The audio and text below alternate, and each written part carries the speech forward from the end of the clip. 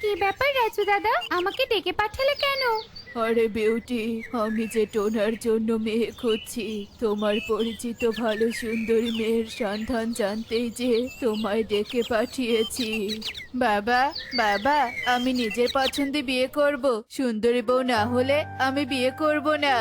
এরপর রাজু আর beauty toner বিয়ে নিয়ে কথা বলতে থাকে আর টোনা বাহিরে চলে যায়। না, আমি অন্য কারো পছন্দে বিয়ে করব না। আমি আমার পছন্দের মেয়েকে বিয়ে করব। এরপর টোনা উড়তে থাকে আর বনে ঘুরে ঘুরে মেয়ে খুঁজতে থাকে। আরে, আমি তো আমার পছন্দের মেয়ে পেয়ে গিয়েছি। কি সুন্দর দেখতে, একদম মনের মতো। এরপর টুনি মন খারাপ করে বাড়িতে যেতে থাকে আর টোনা টুনির পেছন পেছন যেতে থাকে। টুনি এসে একটা বাড়িতে প্রবেশ করে। এই বাড়ি তাহলে এই পাখির? আমি বিয়ে করলে এই মেয়ে পাখিকে বিয়ে করব। এরপর টোনা বাড়িতে চলে আসে আর তার বাবা রাজুকে সব কথা খুলে বলে। সব শুনে রাজু বলে, বাবা টোনা, তুই মেয়ে পছন্দ করেছিস ভালো কথা, কিন্তু মেয়েকে আমি একবার দেখতে চাই। আরে বাবা, তোমার অসুস্থ শরীর নিয়ে যেতে হবে না। আমি কালকে ওই পাখিকে বিয়ে করে বাড়িতে নিয়ে আসবো। এভাবেই টোনা তার বাবা রাজুকে থামিয়ে দেয় আর এভাবেই কেটে যায় সেই দিনটি। টোনা বরের সাজে তার বাবার সামনে হাজির হয়। বাবা, তোমার পাগড়িটা দাও, আমি তোমার পাগড়ি পরে বিয়ে করতে যাব। এরপর টোনা বরবেশে টুনির বাড়িতে চলে যায় আর সব ঘটনা টুনির মা মিনুকে খুলে বলে। বাবা টোনা, তোমার কোনো কিছু জানার থাকলে আমাকে বলতে পারো। তুমি কি সব জেনে আমার মেয়েকে বিয়ে করতে এসেছো? জি শাশুড়ি মা, আমার আর কিছু জানার নেই। আমি যেটুকু জেনেছি তা দেখে আপনার মেয়েকে বিয়ে করতে এসেছি। তুমি এখানেই দাঁড়াও বাবা, আমি আমার মেয়ে টুনিকে সাজিয়ে নিয়ে আসি। এরপর মিনু টুনিকে নিয়ে অন্য ঘরে চলে যায় আর বেশ কিছুক্ষণ পর টুনিকে বউ বেশে সাজিয়ে নিয়ে আসে। টোনা যেন টুনিকে বউ বেশে দেখে চোখ সরাতেই পারছে না। বাবা টোনা, আজকে থেকে আমার মেয়ে টুনির দায়িত্ব তোমার। তুমি ওকে একদম অবহেলা করো না। এরপর টোনা টুনিকে বিয়ে করে বাড়িতে চলে আসে। এদিকে রাজুর অপেক্ষার প্রহর শেষ হয়।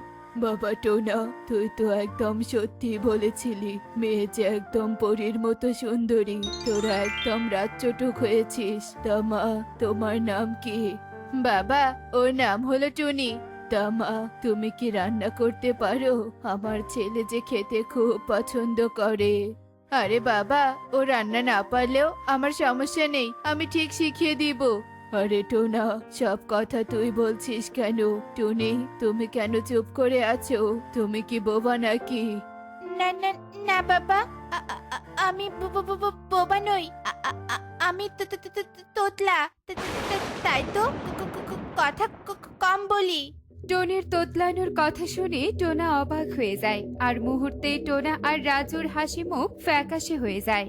হায় সৃষ্টিকর্তা, হে আমার সাথে কি হলো? শেষে কিনা তোতলা বউ বিয়ে করে আনলাম। হায় হায় রে টোনা, তুই আমার একমাত্র ছেলে। তোকে আমি কত ভালো মেয়ের সাথে বিয়ে দিতে পারতাম, আর তুই কিনা একা একা একটা তোতলা মেয়ে পাখিকে বিয়ে করে নিয়ে এলি। আমাকে দেখতেও যেতে দিলি না। বনের সবাই যদি শোনে তোর বউ তোতলা, তাহলে যে সবাই হাসাহাসি করবে। তোমরা এমন করে কথা বলছো কেন? আমি তো একটু তোতলাই। আর টোনা, তুমি তো সব জেনেই আমাকে বিয়ে করেছো।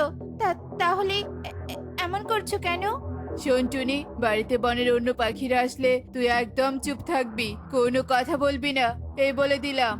এরপর টোনা টুনির সাথে খারাপ ব্যবহার করতে থাকে আর টুনি মন খারাপ করে ঘরে চলে যায়। দিন দিন টোনার খারাপ ব্যবহার বাড়তেই থাকে আর এভাবেই কেটে যায় বেশ কিছুদিন। কিরে টোনা, শুনলাম বিয়ে করেছিস আর তোর বউ নাকি দেখতে একদম পরীর মতো সুন্দরী। তা কোথায় তোর বউ? ডাক দেখি। হ্যাঁ হ্যাঁ টোনা, ডাক ডাক, তোর বউকে আমরাও দেখে চোখ জুড়াই। আরে আরে, সত্যি তো, টোনার বউ যে দেখতে অনেক সুন্দরী। তা মেয়ে, তোমার নাম কি? সংসারের কাজ কি পারো? আর না পারলে দিদিদের বলো কিন্তু। সবাই কথা বলতে থাকে, কিন্তু টুনি কোনো কথা না বলে সবার কথায় মাথা নাড়ায়, কারণ টোনা তাকে নিষেধ করেছে বনের কোনো পাখির সামনে মুখ খুলতে।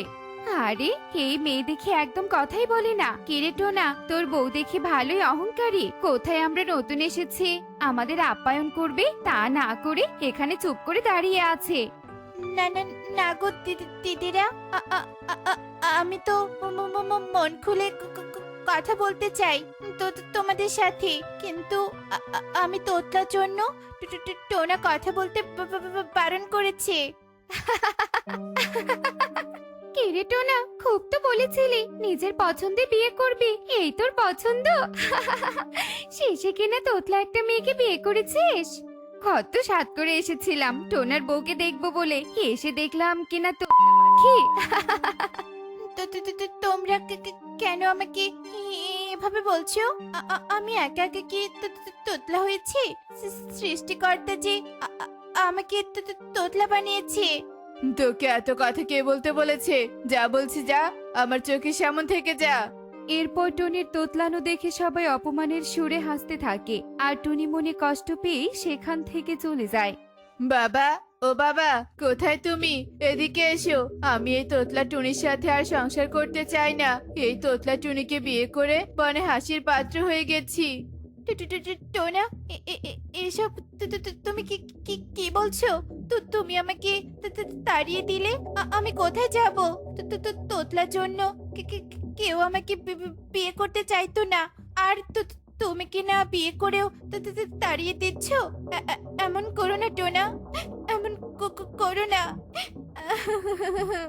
এরপর টোনা টুনিকে আরো বেশি অপমান করতে থাকে, আর একসময় টুনি অপমান সহ্য করতে না পেরে বাড়ি থেকে বেরিয়ে যায়, আর একটা নদীর পাড়ে বসে মনের দুঃখে কান্না করতে থাকে। হায় সৃষ্টিকর্তা, তুমি কেন আমাকে তোতলা বানালি? এই তোতলা দেখে সবাই যে আমাকে নিয়ে হাসি ঠাট্টা করে। টোরা যে আমাকে বাড়ি থেকে বের করে দিল। আমি এখন কোথায় যাব? টুনির এমন কান্না নদীর পানিতে থাকা জলপরি শুনতে পায়, আর মনে কৌতূহল নিয়েই পানির ওপরে উঠে আসে। কে তুমি সুন্দর পাখি? এখানে বসে এভাবে অসহায়ের মতো কান্না করছো কেন? তোমার কি হয়েছে? জলপরি, তুমি শুনবে আমার কষ্টের কথা। আমি যে অনেক অসহায় জলপরি। এরপর টুনি সব কথা জলপরীকে খুলে বলে, আর সব শুনে জলপরী বলে, ও এই ব্যাপার মিষ্টি পাখি, তুমি একদম কষ্ট পেও না, আমি এক্ষুনি ঠিক করে দিচ্ছি আমার এই সোনার কাঠি আর রূপোর কাঠি ছুঁয়ে। এরপর জলপরী টুনির মাথায় তার হাতে থাকা সোনার কাঠি আর রূপোর কাঠি ছুঁয়ে দেয়, আর টুনি একদম ভালো হয়ে যায়। আমি যে একদম ভালো করে কথা বলতে পারছি, কিন্তু জলপরি, তুমি আমাকে হঠাৎ কেন সাহায্য করলে? তোমার মতো অসহায়ের সাহায্য করতে পেরে যে আমি ধন্য টুনি, তুমি সত্যি অনেক ভালো। এবার আমি আসি টুনি, কোনো প্রয়োজন হলে আমায় অবশ্যই স্মরণ করবে।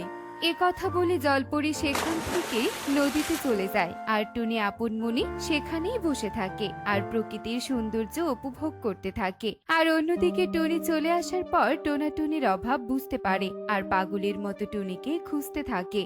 আমার একদম উচিত হয়নি টুনির সাথে খারাপ ব্যবহার করা। টুনির মা যে আমার সব বলতে চেয়েছিল, আমি শুনতে চাইনি। না না, যে করেই হোক টুনিকে আমার খুঁজে পেতেই হবে।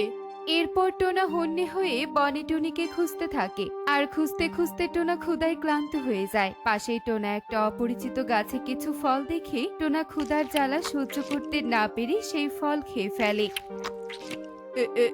কি আমি এবার নিজেই টুনির মতো তোতলাচ্ছি? কি হলো আমার?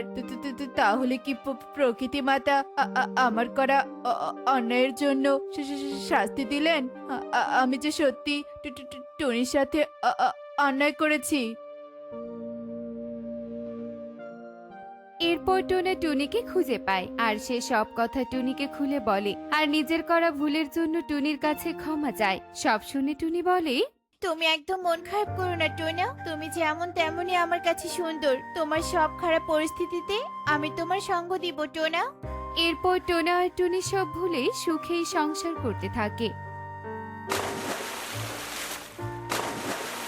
বন্ধুরা, দেখলে তো, কারো শারীরিক ত্রুটি নিয়ে উপহাস করা উচিত নয়, কারণ ভাগ্যচক্র যে কারো জীবনে যে কোনো সময় একই পরিস্থিতি সৃষ্টি করতে পারে। এমনই সব মজার মজার শিক্ষণীয় টুনি পাখির গল্প দেখতে আমাদের সাথেই থেকো। আর গল্পটি কেমন হয়েছে তা কমেন্টে জানাতে ভুলো না কিন্তু।